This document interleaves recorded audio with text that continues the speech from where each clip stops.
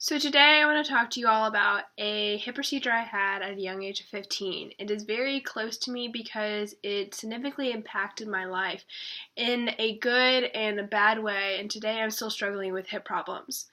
At 15, as I said, I had a procedure that was for a 40-year-old male guy, and what my doctors explained to me is that when I originally tore it at 13, I was running a 10K and I dislocated my hip. They all thought I was snapping hip syndrome, which is when your IT band runs over your femoral head and it just pops. It just makes a snapping noise like when you're snapping a rubber band together. And that's what they all agreed with. So for 2.5 years, I went through PT. Very excruciating. I went through stretching, strengthening, cortisone steroids, and I finally got an MRI when I was around 14, and they were like, well, it looks like you have a very small tear, a 0.2 millimeter tear in your hip. So the tear was, if this was the femoral head, this was the socket, there's a little muscle right here, it acts like a rubber cushioning, and it is called your labrum. And at the time, I didn't realize what the significance was. I was like, oh, 0.2 millimeter tear, really no biggie. So I got sent to a specialist down in Nashville, Tennessee. Nashville, Tennessee, and his name was Dr. Bird. And Dr. Bird looked at my MRI, he did x-rays, didn't really see much of bony material. That means, like my fist, not a lot of, like, notches in it, like this. Yeah, as you can tell. It looked pretty smooth, like the capsule. And I got this nice big 6-inch needle shoved in my hip and a cortisone shot. And I was sent back to Lexington in a very strict, very intensive PT. And I'm a big year-round swimmer, so around about the time where we started swimming, like our season picked up, I was like, hey, talked to my parents, I was like, I need to go get this fixed. I need to go and just make sure everything is in line. I need to go see someone else because my doctor at the time was a knee and shoulder surgeon, so he didn't really understand. He did understand, but he didn't really, it's not his specialty.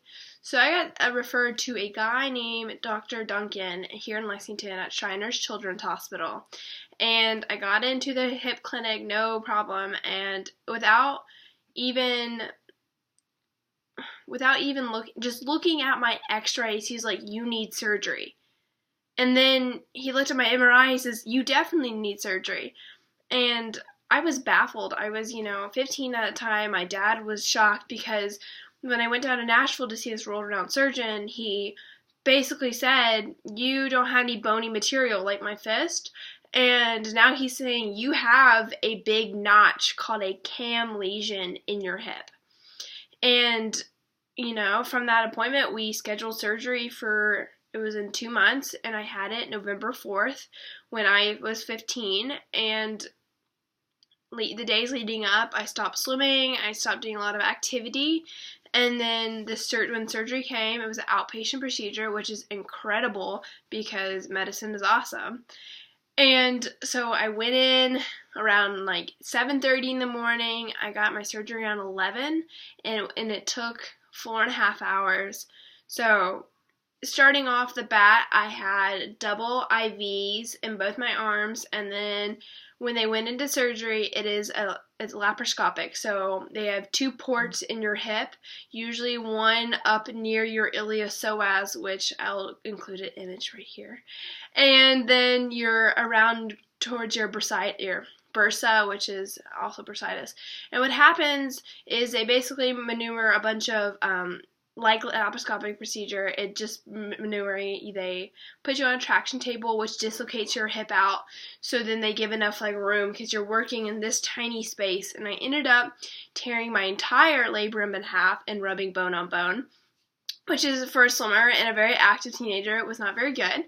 So after surgery, I was put into a 15-pound hip brace, and I really struggled with having it on. It was hard for me to adapt to life with it because it locked at 90 degrees, it locked at 30, couldn't do my own hair, couldn't get out of bed. I couldn't do anything because for the first couple weeks my entire leg was numb. I had a big nerve block in this, a really big nerve, and I was on a walker, and I had a lot of pity parties for myself, but I got through it.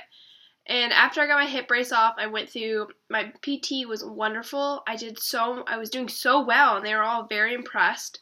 But after I hit my 4-month post-op, and I started declining. I had surgery on my right. My left hip started to act like pre-op, like my right hip, and so I haven't had an MRI on that side yet, but they're pretty sure that I have a small cam lesion on that side as well, which is an extra bump though as well, and they think that I might have slightly nicked my labrum, and they think my iliopsoas, so I'm very loose jointed, so my joints are held in by one of my tendons, which is not supposed to happen. Your socket's supposed to hold your hip in like this and allow it to rotate, but mine comes out like that when I walk. So there's a tendon right here that holds it in. I keep knocking, so that's extreme iliopsoas tendonitis, and as well as that, I have extreme tendonitis in my hip flexor and my IT band. So to this day, I'm still swimming as much as I can, doing the things I love, and I'm trying to adapt to life with bad joints and understanding it that, when I'm 25, when I'm 20 even, that I could go get a double hip replacement and be, brand new if you think about it like that. But I think anything with surgery, I'm happy I got surgery, and don't get me wrong, everything is fine. I mean, Dr. Duncan is still my surgeon, and I love him for that, and hopefully down the road he'll do my double hip replacement. But thank you so much.